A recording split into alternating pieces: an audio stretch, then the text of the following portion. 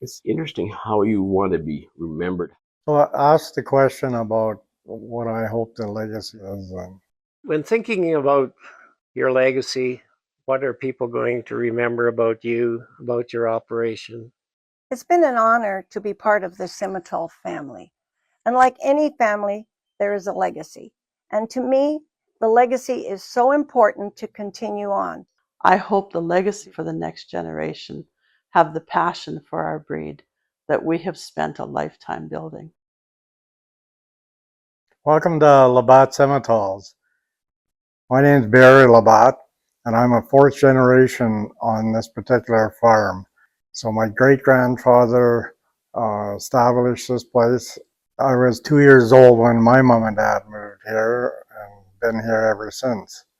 1912 we were established, so we're a century farm. We've been involved in the livestock pretty well all the lives of generations. Where my dad, he only run 30 or 40 cows, and that was kind of the common back in the day. So we established LaBatte Simmentals in 1971. I bought my very first Simmental, and that was at the very first exhibition sale in 71. And I bought a half-blood heifer, a traditional looking heifer from Myers Simmentals from Minton. And I paid $1,000 for her.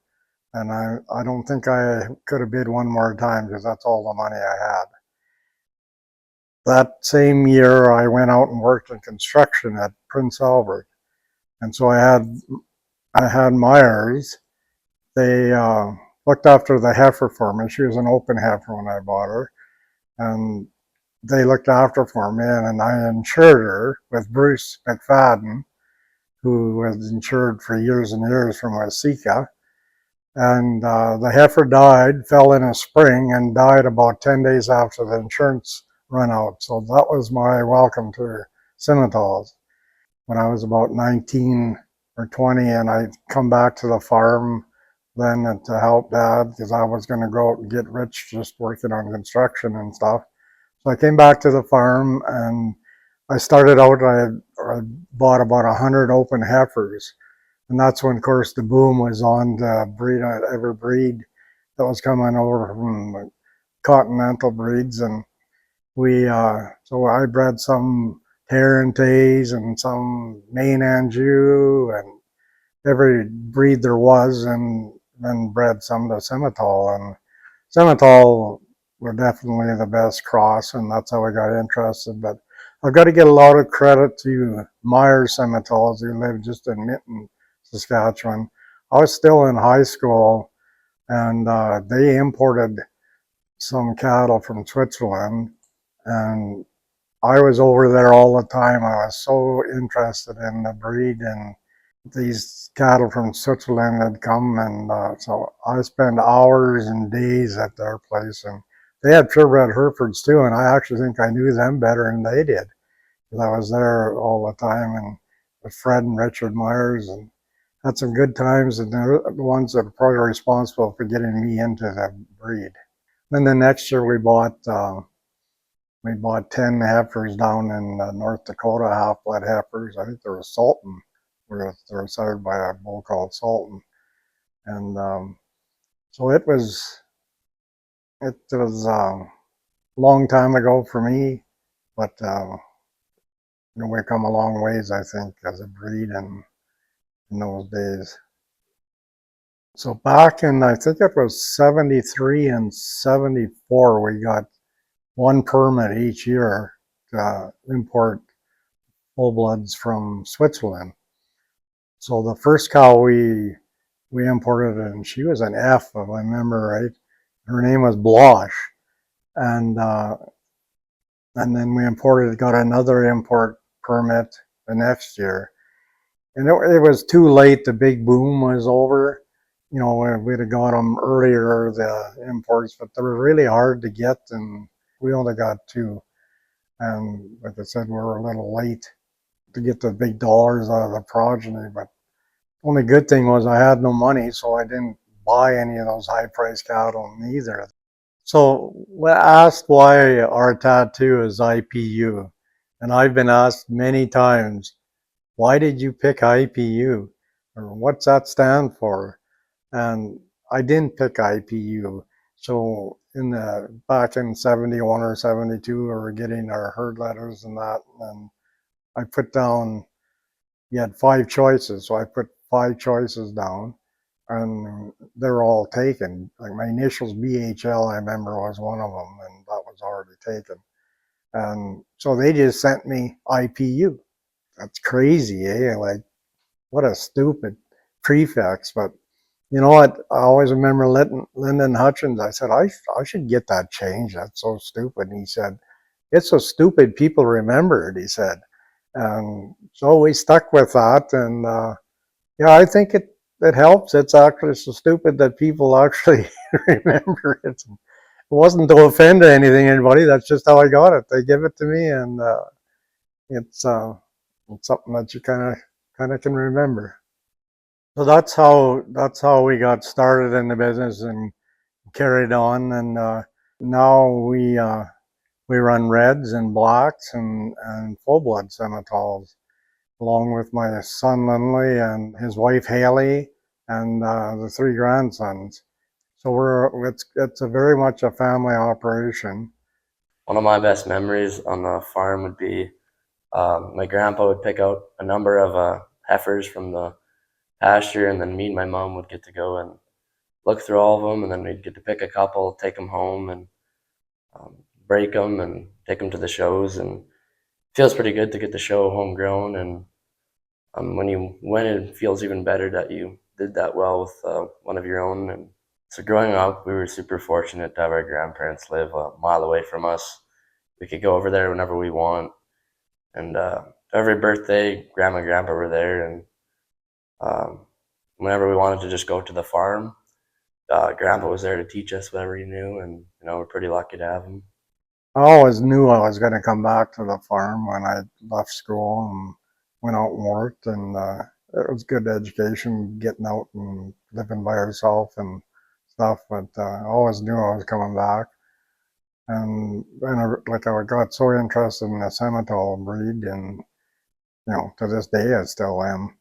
It's the greatest breed in the world, I think. But it kind of went from there, and the first years, and like I said, I bought my first one in 71, and the next year in 72, me and Richard Myers went down to the States and we bought 20 open heifers, and we split them, and we got 10 each. And I can remember when we got our first 3/4 heifers, I had 3 of them, and I sold them each for $6,000, and I could have took that $18,000 and bought pretty near the best quarter of land.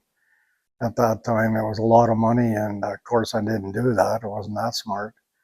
But anyway, we've been just progressing and getting bigger, and we farmed more and rented land 50 miles away, never made no money, and went through some pretty bad years in the 80s with the drought and stuff. But we got through it, and we chose Simmental, and it was such a difference in the commercial guys here were using some Simmental bulls. And I mean, the calves, you gained 100 pounds right away, and the maternal side of the Simmentals, and it was a no-brainer for me just to choose Simmental and stay in those. And we've changed over the years. We got a little carried away with size, and the continental breeds come over, we're chasing frame score, and along came the Fleckvies, and we used some Fleckvie bulls, and they moderated and added thickness and really changed the breed. I always say they kind of saved the breed. And then along come the reds and blacks, and again, I think they kind of saved the breed. They give it our commercial guys options, and the cattle have really changed over the years and for the better. And the reds and black and full bloods are still very much in demand, and they cross so well with other breeds. That's why we keep using them and keep doing it. It's a challenge, and you always challenge, because I always say when I think I know everything, that it's time to quit. And I'm still learning so much, and I'm learning lots from commercial people. Like we ended up, well, about 10 years ago buying a ranch. Lindley and I bought a ranch, and we ended up at the most we ever had there was 400 cows, but it taught us a lot about how important some traits are, like udders. Like we calved in May and June, and udders are really important, and easy doing cattle. Unfortunately, through the last few years, we've had to get rid of the commercial cows because of the droughts, but they taught us a lot. And there's some super commercial outfits out there. You get delivering bulls, and you see these commercial guys. They could teach us purebred guys a lot. And I think over the years too, the friendships we've made with commercial guys, they've got to be not just our customers but our friends, and that's very important. So we over the years we've seen lots of changes in the breed, and as I touched before, we were raised in the wrong kind of cattle. There are lots of performance, but the cattle have really changed in the years, and I think for the better. We're actually at the point now probably where we could put a little more performance back into the cattle. But I mean, we've made the cattle so, easy doing, good uddered and good feet, and that's pretty important. I think another thing that Simmental are really, the docility of them is they're pretty docile cattle, and people really appreciate that when they're buying their bulls and stuff. But, the bulls are quiet, and we're all getting older, and lots of us are, lots of people are by themselves. So being quiet, docile cattle is a pretty important feature. Well, a pivotal moment in our breeding history is in the 70s, the later 70s. Like I said, we started in 71, and for a couple, 3 years, we bought some cattle and built a herd, and didn't really get going till 78, 79. Sensational started, and we were actually, we sold, there was different breeders, but it was called Sensational, and we were actually South Central Simmental Association that we started in this area. There was quite a lot of members there, and so we started in Regina. It was actually a 2-day sale at one time, and we had a show.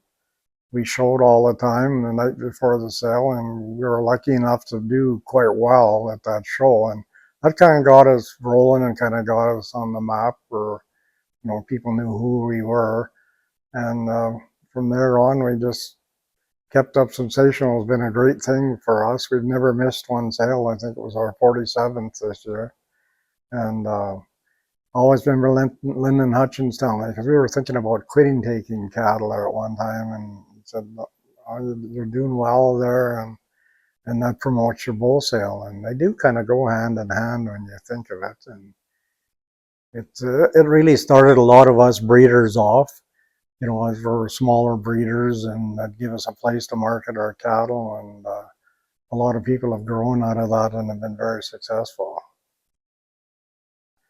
And other things that I served on the Saskatchewan Simmental Association board for one term, and then from there I was elected to the Canadian Simmental Association board in 1989, and then I served from, I think it was 93 to 94 as president. But that was a very good experience, and very rewarding, and it's been a good experience being on boards. I think everybody should take a turn, and the most important thing is you have to sit on that board for Simmental and not the good for yourself, because you take a lot of time, your time and stuff, and it's all volunteer. But I just think it's very good not to go on there for some personal gain, but to go on there to promote Simmental and make Simmental better. 2013, I had the honor of being inducted to the Canadian Simmental Hall of Fame, which really humbled me, and it was a great honor. And we've done some other things besides sitting on the boards, and actually judged at exhibition 2 or 3 different times. And that's when Simmental classes, we used to divide the classes in half, that they were so big, so many entries in that, and that was a real honor to be asked to do that. Also, the very first Supreme Exhibition Supreme show, I was actually asked to be one of the judges to do that, and that was again a very honor, and I was very humbled. And there's a little story to that. So they had the Budweiser team up, and that's who brought us into was actually the old Agrodome back then, and not the Agrodome, but the old hockey rink. We were all, there were 6 of us, I believe, on the panel, and we were in the stagecoach, and the guy comes ripping around the corner to go in there, and we just about tipped it over. Like if it wouldn't have been for people on the outside holding it up. So that was quite an introduction, and it was a very fun thing to do. Boy, there was just great cattle there of all breeds, and I still think it's the greatest thing in the livestock industry is the Exhibition Supreme. It's just beyond words of what an event that is. And we judged, I've done some judging, and I judged in Mexico once. I've done Fun Farm Fair, Toronto Royal, and numerous other little shows, and I've retired from that now for quite a few years. And there's so many young, capable judges now that speak so well and stuff, and we're in pretty good hands. When asked about traditions on our farm, one thing we do before Sensational and lately the bull sale is about 5 minutes before the sale, we take a shot of Bailey's with the crew that's helping, and more recently my grandkids, we always have a shot. So, and we done our little toasts, little shot glasses when the grandkids were young. We used to give them chocolate milk. And of course, us old guys, we had the real thing, the Baileys, but yeah, it was kind of funny. The grandkids used to give them a little shot of chocolate milk. The reason we do that is we had a neighbor and a good friend of ours, Dennis Fleitland, and Dennis helped me at Sensational for years and years, and they were polled Hereford breeders and at some Charolais too, but he always helped me. Dennis tragically got killed about 11, 12 years ago in an accident, and so we do that in honor of him. We had done that for years, and then we kept that tradition just for Dennis, to think about Dennis for a few minutes. When we go back and you kind of have a hidden hero in your life, mine is my dad. My mom and dad really helped me out a lot and got started. And dad worked till he was 84 years old. He still come and help me, and they helped me a lot through my life, and greatly appreciate that. And another person that kind of is a hidden hero that maybe don't even know him was Wade Lund. Wade worked for me for 22 years, and he helped us whatever success we've ever had. He's a big part of that, because he was one of those guys that would work 7 days a week, and then calving time never took a day off, and he done all RAIing for us, and and he had lots of input on the cattle, what he liked and what he didn't like, and he's moved on now a couple of years ago and got married, and he really was a big part of LaBatte Simmentals. And then of course is Wilf Davis. Wilf is my hero, and Wilf has probably helped shape myself a lot, especially the last 30 years. Me and Wilf got to be really close, and we always phoned each other, every week or every 2 weeks we talked, and bull season and female season we talked pretty every day. He'd be there looking up, trying to find me bulls and stuff, and I always say, I wonder if I wasn't the son that he never had. we got to be like father and son almost the last years. And then another person that really helped shape our place, I think, was Rodney James. Rodney was kind of my mentor when I was younger, and I had so much respect for Rodney. He's one of the very few people I only ever heard him say a bad word about one person. But he was so positive all the time, and he really had an influence on my life too. And I appreciate all of those people very much. I mean, you're a team when you're in this business. It's a team deal. You can't do it all by yourself. That's pretty important to me, is those four people I just mentioned, and I mean there's many other ones too. And then family, I think, is so important. That we've just been so lucky to have our family involved in this, and grandkids are the greatest thing in the world, I think. And I'm pretty fortunate. My oldest grandson now, Broden, is quite interested in the cattle business, and my daughter-in-law Haley, she's very interested. And I think LaBatte Simmentals will carry on without me, probably in the near future, but pretty happy about that. And I mean, that's what you work all your life for, is to hope your son and your grandson or whatever take over your cattle business and farm. And I mean, literally is basically does 99% of the grain farming now, and so he's pretty valuable to our place too. And it's been a fun ride. I've been on my family's farm for about a year and a half now, in hopes of continuation of our family's legacy and my grandfather's legacy, and continue building on what he has already built. It's very special to my family and very special to me, and I have had this great opportunity to grow up in this lifestyle, in this industry, and have a mentor as great and special as he is. To me, my grandpa Barry has been someone that I look up to each and every day, and he's been more than just a mentor. He's been someone that I've been able to phone upon any time of the day with any sort of question, and he'll always have the answer that I'm looking for. He's someone that I respect most in this life, and he's a grandfather that I wouldn't trade for any other.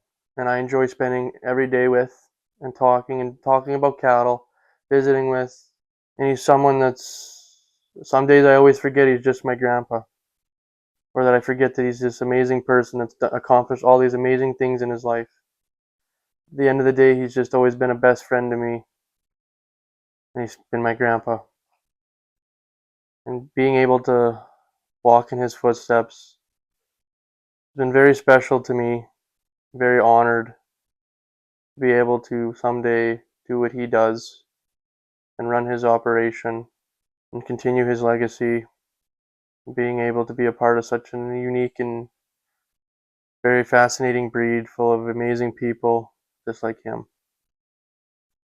We're so lucky in this breed that we've got so many good young people in it, and Simmental is in a great place right now with the breeders we have, the kind of cattle we have. Just to give some advice to young people, especially people that are starting in the breed. And I think the most important thing is integrity and honesty, and that'll take you a long ways in this breed. And there's so much future in it. And our breed is so lucky because anybody can get in our breed and get started. There's some breeds you got to pay your dues before they let you in. This breed is very, very good, and we got great people in this breed. Like I said, these younger breeders, and when I'm talking from 12 to 40, we're just so lucky to have some of the breeders we got. They're doing such a great job. I think it's important to make a goal and work hard at your goal, and try not to do too much. Just try to do it right, and that's advice I'd give. Brenda was from Gladmar, and we done a little dating, and we got married in 1975. We had 2 kids, Lindley and Jana Lee. Brenda wasn't a cattle person, didn't come from a farm or anything, and she raised the kids basically a lot, like I was gone lots on the road, and then we farmed some land 50 miles away, and so I'd be gone at 5 in the morning and wouldn't be back to 10, 11 at night. And she done a really good job of raising them. I think we got two pretty special kids, and I give her a lot of credit for that. And I think she's one of the greatest grandmas there is. She just likes her grandkids, and I think they love her too, and it really shows up. And when it comes to grandma and grandpa, I think grandma's number one. I was a young small town girl, so the farm was almost all I've ever really known. We were lucky that we got to move right here, right onto the farm where Barry was raised. His parents had retired and moved to the city. He had already started buying some of his own cattle. They weren't black like his dad had always had. He was paving his way to his own journey, and his dad was his biggest fan. After taking mechanics in college, Lindley moved back home to farm. Woofda. More land, more machinery, more ideas. It was all good though. We got a new farm girl. Then came Broden, Jory, and Zane. Their place was a busy place. School, sports, 4-H. We are double blessed that we have both our kids so close. Tim and Janely farm and live about 20 minutes away. We've been so lucky to be able to spend a lot of time with Emery, Jenna, and Sierra too. So sad to think that 4 of our 6 grandkids have graduated now. After college, Broden has now moved home to farm with us as well. Our farm has provided a good life for us. Our kids have learned the value of country life, and I'm proud to say that they're all still living it too. This fall, Barry and I will be married 50 years. Reflecting on that makes one think of all the things that got us here. The changes, the losses and gains, but more important, what we've gained through the losses and changes. Who would have thought we would be looking back at that 50 plus years later and still looking ahead?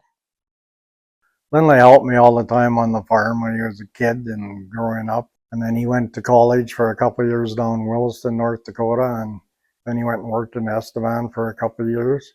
And then he come back to the farm, and farming changed when he come back. We got into continuous cropping, and I was dead against that, but I was wrong and he was right. It's improved our land a lot.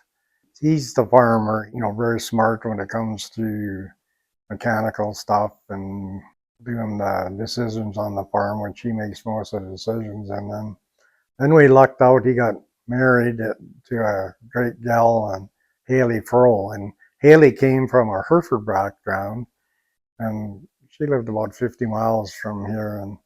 And she's a big part of LaBatte Simmentals. We're so lucky to have her, and she's a super nice person, hard worker, and a big part of LaBatte Simmentals. Well, I guess I grew up on a purebred Hereford farm, and Lindley and I got married in 2002, so that's when I joined the LaBatte crew. And when the kids were younger, I guess we weren't so much involved as we are now with the cattle, but as they grew older, we started doing more with the show stuff. Some of my favorite memories at LaBatte's is when the kids were younger and we would take them out during calving, and Barry would be so proud to show the kids the little calves and talk about them. And another memory I think would be the first year we got to go out showing the LaBatte animals. That was in 2022, and our first show was in Brandon at AgX during COVID, which made it a bit difficult, but it was just a fun time to see Broden and Barry and their excitement seeing that first animal shown. Also, I think working with Barry for Sensational, learned lots, and just it was great or whatever watching him mentor Broden and me. Another one of my favorite memories is doing pictures with Barry and Wilf or whatever. They always kept me entertained. Barry would be out there waving his hat and climbing up the panels, and Wilf was always quite particular how the pictures would go or whatever. So it was fun to watch those two getting the pictures ready for the bull sale and Sensational. Lindley is not as involved with the purebred thing as far as you see him out at sales and stuff, but I mean, he does a lot of the work making hay with me, and the commercial cows he looked after, and we used to have 400 commercial cows. He done all that himself. He's getting a little more interested all the time with the grandkids and stuff. I always knew I wanted to farm. When I was old enough to walk and mom was busy doing whatever, I had to go with dad. So I didn't even know what I was doing, but I was thrown in the cab of the tractor, and that just become of the norm. And then I enjoyed being there and doing it. And then you're inside, you're all of a sudden you're growing up and you're liking this lifestyle. And I didn't know any different. To be honest with you, I really didn't know any different, like at all. That's just what I grew up literally in the cab of the tractor.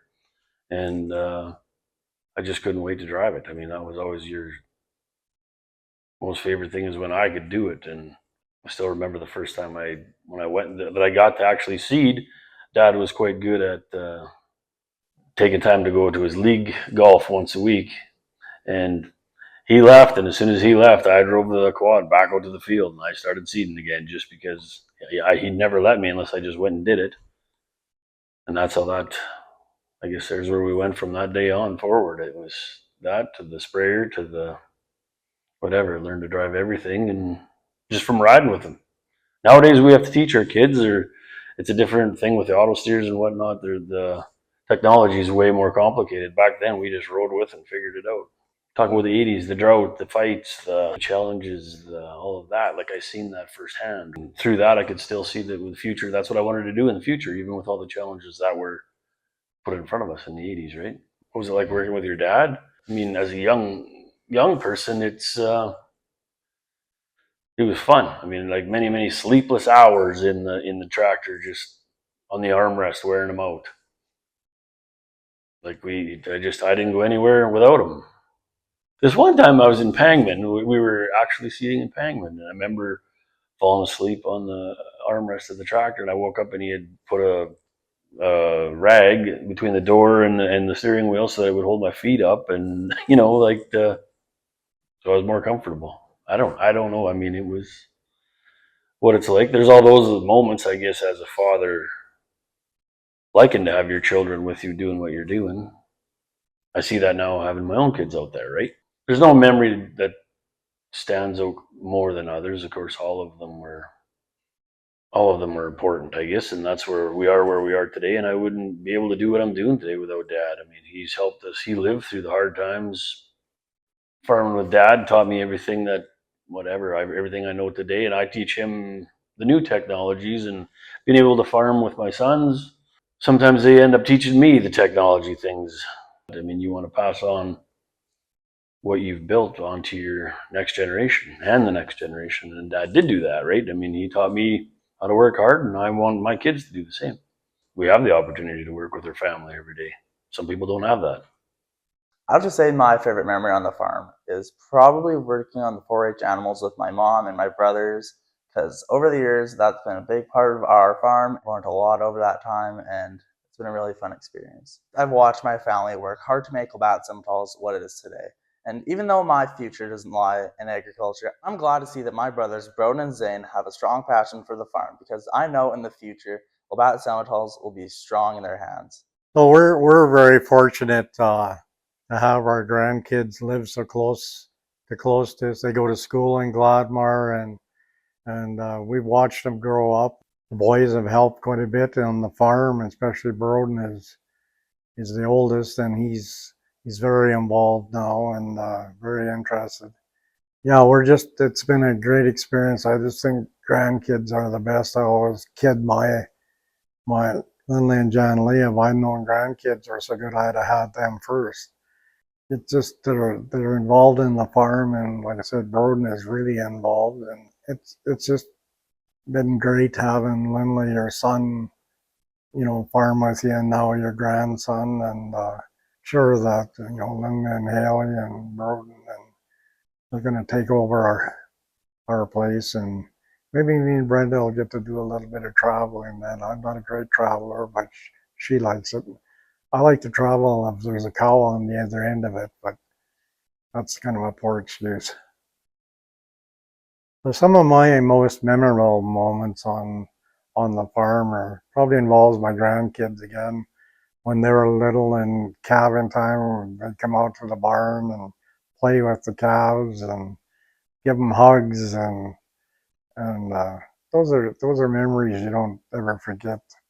And some other memories, in my lifetime, bar five sale was a huge thing for me when I was younger, and that was the event of the year to go to bar five, and it was a first class sale and a first class operation, and we had some very good times there and look so forward to it. And exhibition, I've missed the last couple, but I never missed one before that. And you're kind of, sometimes I think you need to go to something like that just to perk you up a little bit. If you're down in the dumps or something, and you go to R5 or you go to exhibition, you come back so enthused.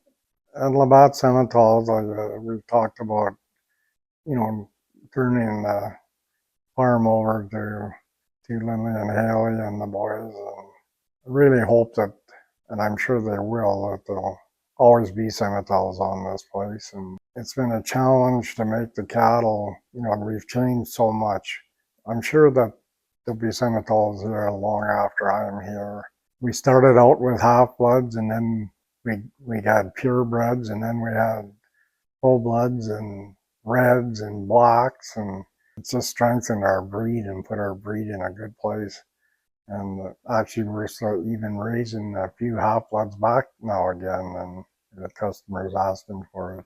But that's kind of my philosophy is, listen to your bull customers, and they'll tell you what you should be raising. And we got bull customers out want red bulls and black bulls and full-blood bulls, and now everybody seems to be wanting them polled too. So you just gotta listen.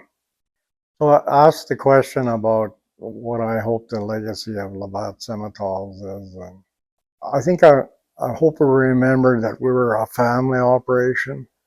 That to me was very important, that it was a family that built LaBatte Simmentals. And in our lifetime or breeding Simmental, we've made a good living doing this. We're not rich, and that isn't my goal, is to get rich. But my goal is family, and it's pretty rewarding to think that your son and your grandson are gonna take over, and Haley too, and that means the most to me, is they can continue on this LaBatte Simmentals, and it means a lot more than money to me. Pretty satisfying, and that's kind of my goal in life, is we've made a living doing this, but it's more rewarding to have your family carry on.